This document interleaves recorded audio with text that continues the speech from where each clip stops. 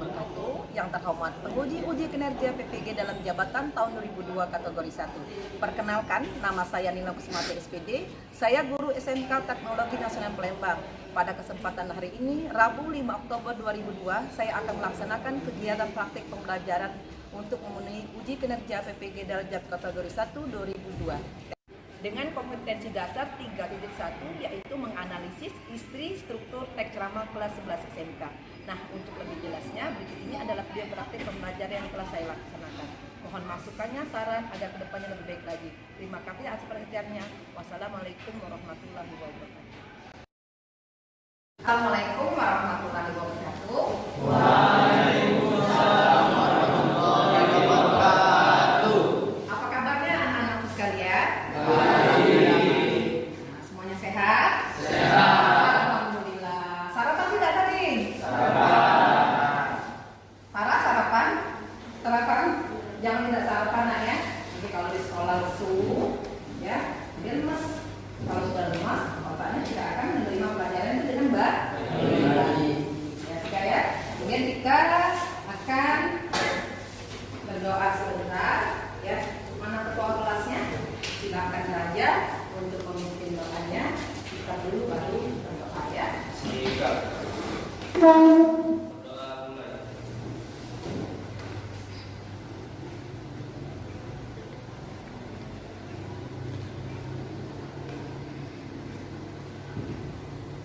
Berdoa selesai. Jadi semoga pelajaran kita hari ini dapat berjalan dengan lancar. Ibu mentransport ilmu dengan kamu hidup. Kamu menerima pelajaran dari ibu itu dan dapat ya. Nah, sekretaris hari ini siapa yang tidak hadir?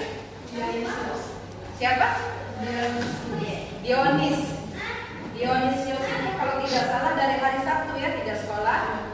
Mungkin kita kemarin hari Sabtu kita kan ada persami ya, masih capek. Senin sekolah tidak ya? Tidak. Selasa hari ini juga, hari Rabu juga tidak, tapi sudah 3 hari ya, sakit ya. Yang sekarang capek waktu hari Sabtu itu ada memang. Jadi tolong teman-temannya apa yang dekat rumah tolong dibesuk Dionnya ya. Kita lihat, ya kita doakan semoga Dion itu semoga sembuh dan dapat beraktivitas dan belajar lagi di kelas ini seperti biasa ya. Hanya satu ya yang tidak hadir hari ini, hanya Dion. Yang Yelisa bilang yang minggu kemarin tidak hadir, apakah hadir hari ini? Para yang Yelisa bilang hari ini datang? Iya, alhamdulillah ya. Untuk menyemangati kamu pada hari ini, kita yel-yel dulu nah ya. Yel-yel seperti biasa kalau ibu sedang mengajar ya, biar semangat lagi ya. Kamu tidak lesu. Coba sekali lagi. SMK Teknas, yes. SMK Teknas pasti bisa. Yes. Nah, jadi pada minggu sebelumnya, minggu yang lalu kita kan telah belajar tentang ceramah ya. Kita telah mengupas arti dari ceramah. Kita telah membedakan perbedaan antara ceramah dengan khotbah. Kalau ceramah itu ini, kalau khotbah ini. Jadi tidak ada anggapan lagi bahwa khotbah itu khusus untuk agama Islam. Tapi di gereja juga itu disebut dengan khotbah. Jadi kalian sudah membedakan jadi konsepnya bagaimana, apa arti ceramah dan apa. Nah sekarang ini tentang teks ceramah. Sebelum kita mempelajari tentang teks ceramah, ibu ingin mengingatkan kembali pelajaran yang kemarin. Siapa yang hari ini masih ingat pengertian ceramah? Ayo. Siapa? Nah, coba lihat. Nia ini kalau ibu suruh pasti cepat. Wajar kalau Nia itu pernah dapat peringkat kelas 1 ya, waktu di kelas 10 Nia ya. Waktu kelas 10 kamu peringkat 1. Iya. Nah, iya wajar. Ayo Nia silakan apa pengertian dari ceramah? Ceramah adalah pidato yang bertujuan memberikan nasihat dan petunjuk hidup kepada pendengar. Iya, jadi itu nah, jadi memberikan nasihat, memberikan petunjuk-petunjuk kepada para audiens atau kepada pendengar. Nah, orang yang berbicara itu disebut dengan apa kemarin? Orang yang berbicara itu disebut dengan apa? Orang yang berbicara memberikan informasi, memberikan petunjuk-petunjuk itu kemarin disebut dengan iya, disebut dengan penceramah. Lanjutkan sekarang.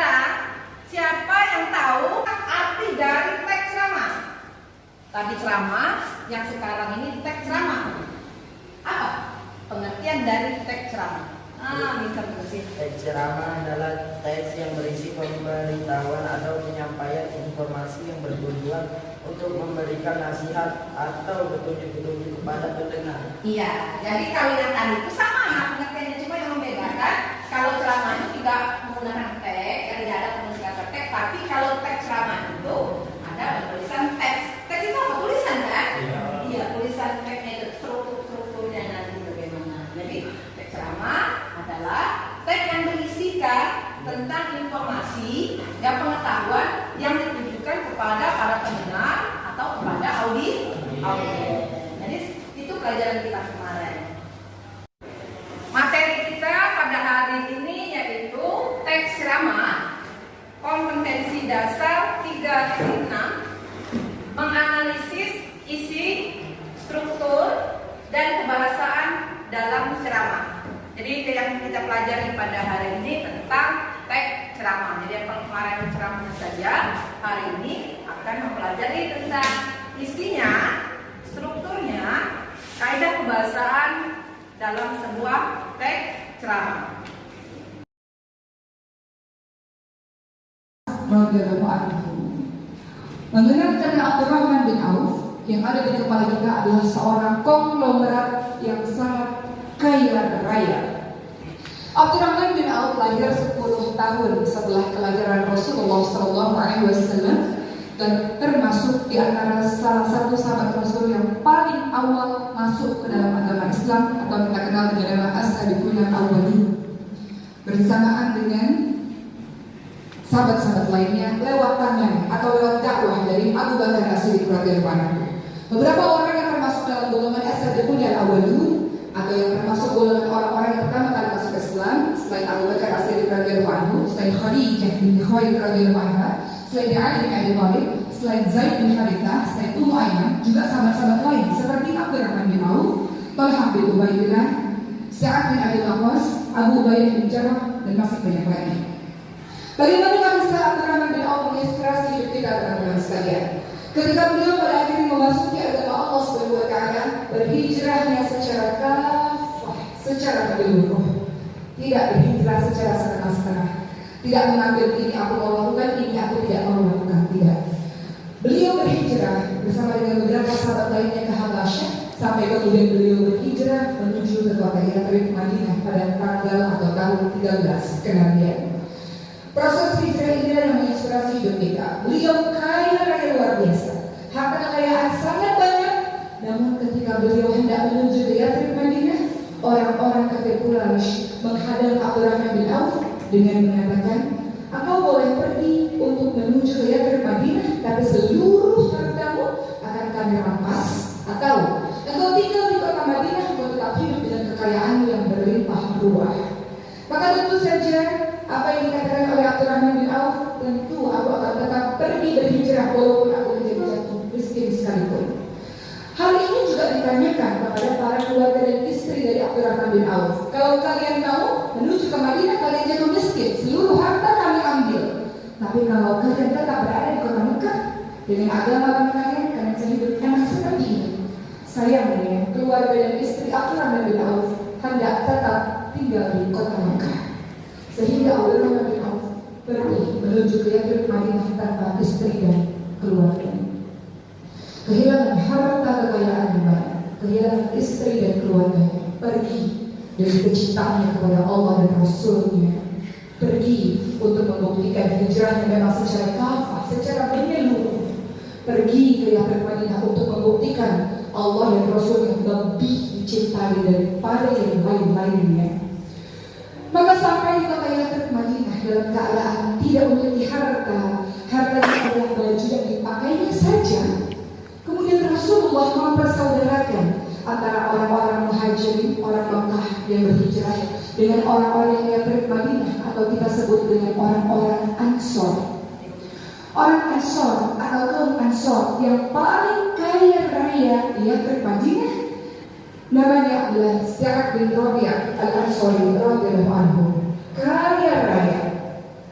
Kemudian Sa'ad bin Rabi' radhiyallahu anhu mengatakan kepada Abdurrahman bin Auf, wahai Abdurrahman, hartaku sangat punya 2 orang istri. Saya tahu kamu jatuh miskin dan sendirian. Oleh karena itu saya berikan setengah harta saya untuk menolongmu, dan saya ceraikan 1 istri saya, istri yang baik, istri yang saleh. Tunggu masa iddahnya, setelah itu kau bisa menikah dengannya untuk menemani hari-hari. Apa yang dikatakan oleh Abdurrahman bin Auf? Nah itu penampilan ya, apa yang kamu lihat tadi, penampilan dari Oki Stiana Dewi membahas tentang kalau hijrah jangan setengah-setengah. Hijrah itu artinya berubah jauh lebih baik. Hijrah itu tidak harus siapa yang disampaikan oleh Oki Stiana Dewi tadi. Kamu yang kemarin sholatnya sehari itu cuma 1 kali ketika maghrib saja, kemudian berubah menjadi 5 kali dalam sehari dikerjakan semua sholatnya, itu sudah termasuk hijrah bukan? Iya kan? Elina itu salah satu contoh perubahan kan? Apalagi yang lain, misalkan selain kamu dari sholat cuma 1 kali maghrib saja Bu, kemudian menjadi 5 kali sehari, itu adalah perubahan yang bagus. Apalagi kamu yang selama ini misalkan suka mentah-mentah orang tua, ya, suka membantah, suka marah, minta uang dengan semena-mena, kemudian kamu berubah, tahu kalau itu adalah dosa, tahu kalau itu adalah durhaka, tahu kalau itu akan menyakitkan hati orang tua kamu, dan kamu tidak lagi melakukan perbuatan seperti itu juga bagian dari hijrah. Ya, yang selama ini kalau ke sekolah itu menggam dengan duit, tahu dengan duit kulit, ya, ada uang 10.000, temannya tidak punya uang sama sekali, misalkan, Bu, aku punya uang cuma ya punya 10.000, temanku tidak jajan. Tadi bagian tidak harus hijrah, tidak harus begitu. Hijrah artinya berubah jauh lebih. Apa yang maksud jangan setengah-setengah? Jangan separuh-separuh kalau bahasa Palembangnya kan? Jangan kalau berjilbab, ya berjilbab benar-benar berjilbab. Setengah-setengah itu begini ya, kalau untuk perempuan, ibu misalkan bukan ibu mengejar anak-anak yang ada di sini.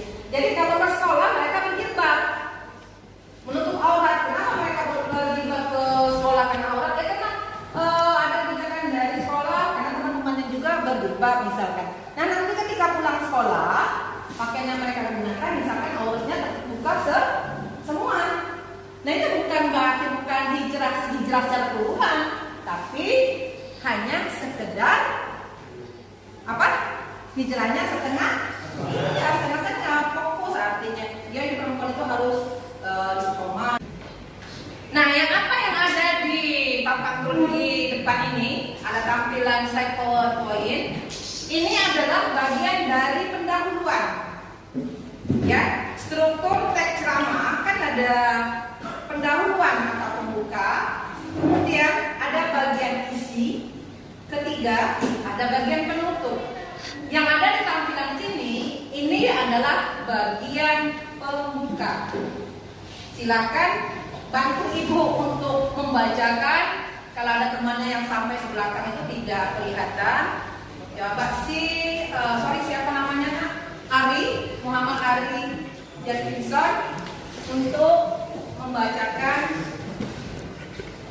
Ada apa yang tampilan ini? Selamat pagi, yang saya hormati guru bahasa Indonesia dan yang saya banggakan teman-teman sekalian. Pertama-tama, marilah kita panjatkan puji dan syukur pada Tuhan Yang Maha Esa karena atas rahmat dan karunia-Nya lah kita dapat berkumpul di sini pada pagi hari ini. Saya juga ingin mengucapkan terima kasih kepada guru bahasa Indonesia dan teman-teman sekelas yang telah memberikan saya kesempatan untuk menyampaikan ceramah saya ini. Bagaimana kabarnya hari ini? Saya harap baik-baik saja. Saya akan menyampaikan ceramah dengan judul menghargai perbedaan agama.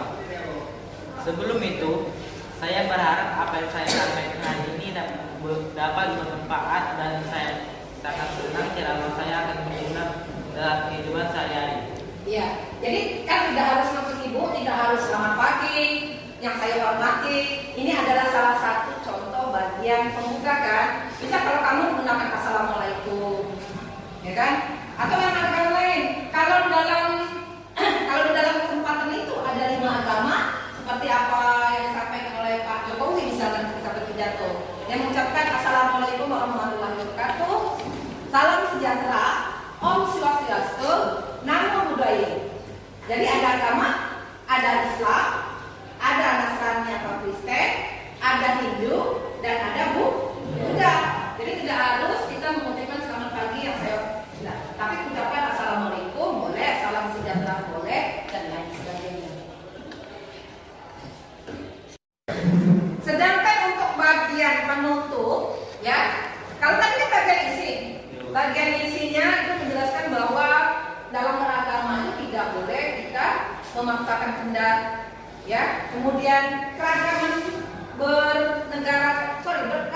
beragama di Indonesia itu kan banyak. Tidak hanya Islam saja kan, walaupun mayoritas di Indonesia itu adalah beragama Islam. Nah, untuk selanjutnya pada bagian penutup, bagian akhir, silakan menggunakan kalimat yang menunjukkan itu adalah bagian penutup. Ada yang bisa membacakan apa yang ada tampilan di depan. Ayah, Dandi tolong bacakan biar temannya yang di belakang itu bisa mendengar. Saya rasa sekian ceramah saya. Saya berharap ceramah saya akan berguna dalam kehidupan ini. Atas waktu dengan perhatian yang setelah beriksa, saya ucapkan terima kasih. Selamat pagi. Iya, jadi ulangi lagi bagian penutup ini ya anaknya. Saya rasa sekian ceramah saya. Saya berharap ceramah saya akan berguna dalam kehidupan kita. Atas waktu dan perhatian yang telah Anda berikan, saya ucapkan terima kasih. Selamat pagi. Jadi dari awal bagian slide yang Ibu sampaikan ini, salah satu teks ceramah itu, kalian lihat dari awal sampai akhir tidak ada yang menggunakan bahasa daerah. Bahasa yang digunakan adalah bahasa Indonesia yang baku. Kalau kamu pernah tidak melihat salah satu contoh kata hatur? Demikianlah ceramah saya pada hari ini. Saya haturkan terima kasih. Nah, penggunaan kata hatur itu kan tidak tepat. Kenapa tidak tepat? Karena mengandung bahasa kedaerahan. Hatur itu dari bahasa Sunda. Artinya, iya saya ucapkan. Saya haturkan itu salah. Jadi bukan saya haturkan, tetapi saya ucapkan. Yaitu bagian dari struktur pembuka, bagian struktur isi, dan yang ketiga adalah bagian struktur penutup. Apakah boleh ditambahi di bawah selamat pagi itu Waalaikumsalam warahmatullahi Assalamualaikum warahmatullahi wabarakatuh? Bisa kan? Boleh. Kalau ini kan tentang keragaman beragama, ya boleh. Silakan salam sejahtera boleh. Namo Buddhaya boleh. Om Swastiastu boleh juga. Sudah berkelompok, ada 4 kelompok. Jadi yang seperti kemarin mana ya? Seperti minggu-minggu sebelumnya kelompok kita itu tetap menggunakan nama kelompoknya. Yang ini kelompok 1 kelompok puisi. Kelompok 2 mana kelompok 2? Ya, kelompok 2 prosa. Kelompok 3 patut. Kemudian kelompok yang keempat Gurinda. Jadi ada puisi, pantun, prosa, dan gurinda. Sudah ada kelompoknya masing-masing, sudah Ibu bentuk waktu itu ya. Nah sekarang kamu berdiskusi, nanti dibagikan LKPD-nya, kamu kerjakan, kamu diskusikan ya, kamu kumpulkan datanya, kamu analisis isi, struktur, dan kebahagiaan.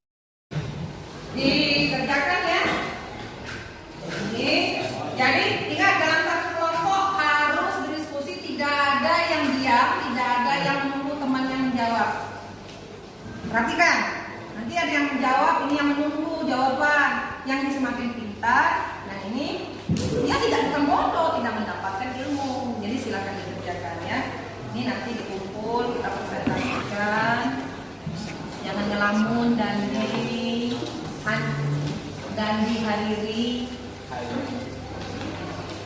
Ini nak Ardafa, Raja Kasera, masih keluarganya yang Kasera. Mana kelompok 2? Kelompok 2 mana? Oh iya kelompok 2. Silakan ya. Silakan.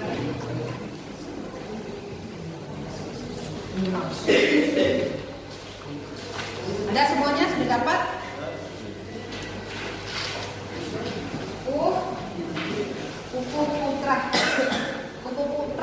apa yang Ibu sampaikan tadi? Paham ya, bisa mengerjakan ya.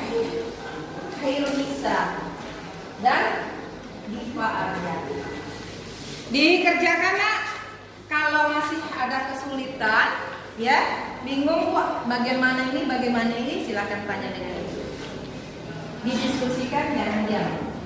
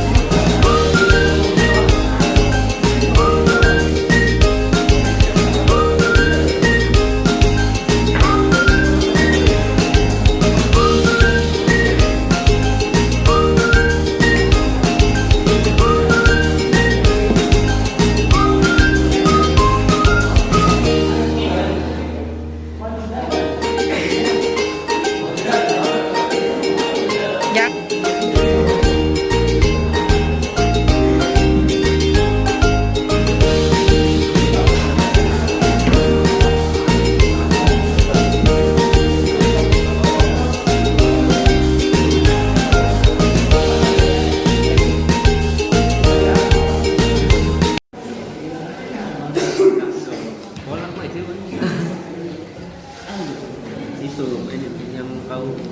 yang kau tulis sini lagi di BBM. Yang berapa sih itu? Temanya apa? Tema selingkuhan.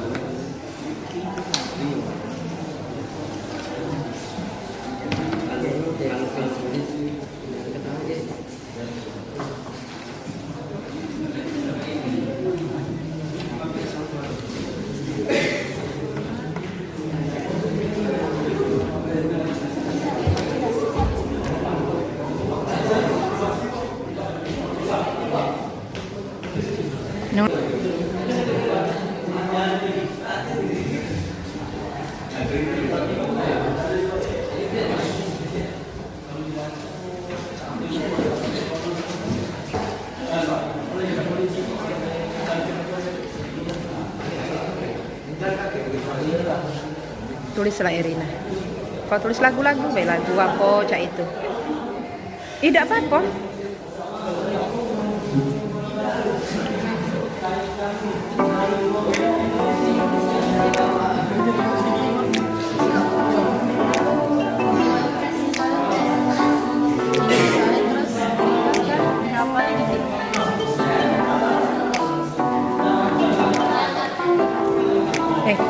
Nulis baik, kalau udah tahu nulis lagu kayak apa, kayak curhatan.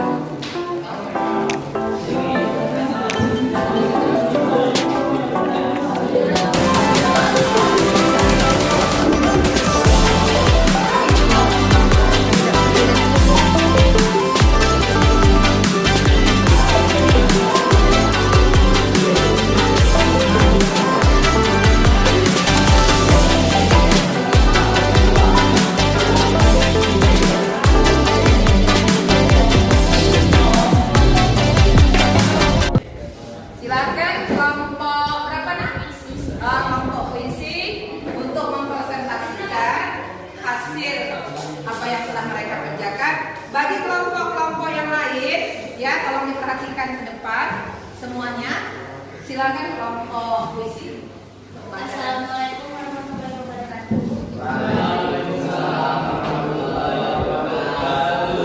Kami dari kelompok puisi akan mempresentasikan hasil diskusi kami yang akan dibacakan kepada para peserta. Kaidah kebahasaan, penggunaan kata teknis, kutipan dalam teks, bidang keagamaan. Salat adalah rukun dilakukan oleh setiap muslim mukallaf dengan syarat, rukun, dan bacaan tertentu. Dimulai dengan takbir dan diakhiri dengan salam, doa kepada Allah. Jika di dalam agama Islam biasanya sholat 5 kali sehari menghadap ke arah kiblat. Kiblat adalah arah ke Ka'bah di Mekah pada waktu sholat. Arah jurusan mata angin berkiblat berarah menuju pendirian itu tampaknya kepada perdamaian dunia,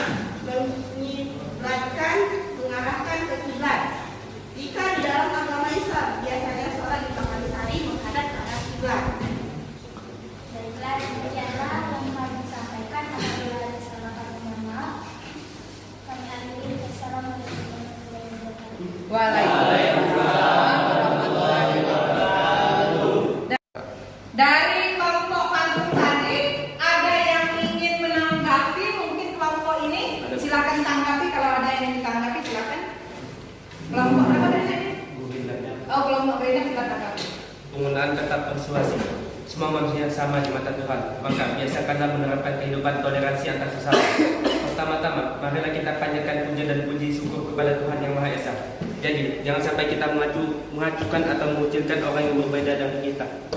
Ya, itu ya tanggapan dari kelompok Gorinda. Mana kelompok 2 tadi bisa menerimanya apa yang mereka tanggapi tadi? Bisa ya.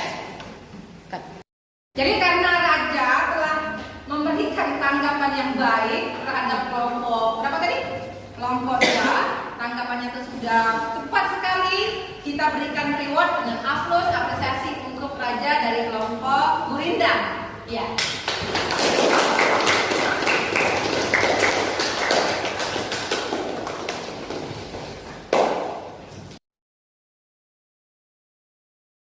Jadi itu apa yang Ibu jelaskan tadi ya, tentang kaidah kebahasaan, tentang struktur dan isi dari teks cara.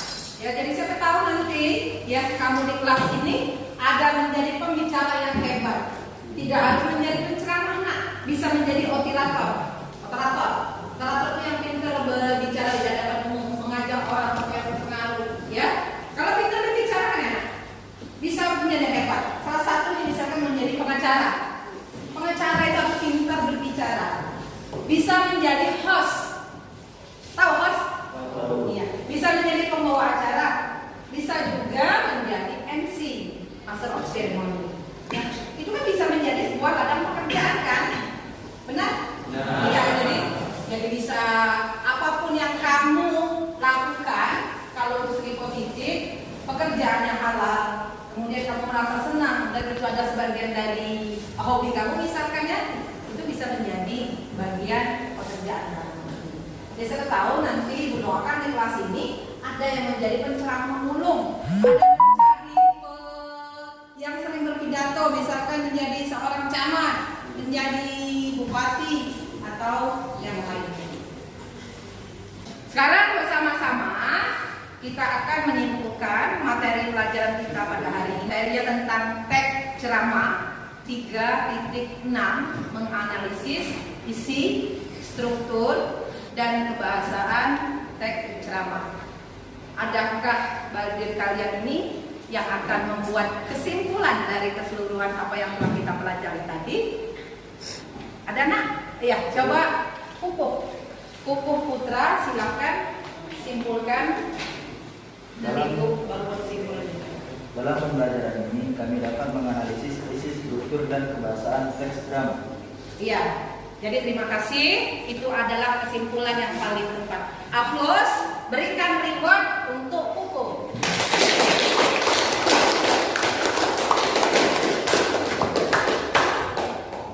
Pelajaran selanjutnya minggu yang akan datang ya, kita akan mempelajari materi tentang mengkonstruksi teks ceramah ya dengan faktual.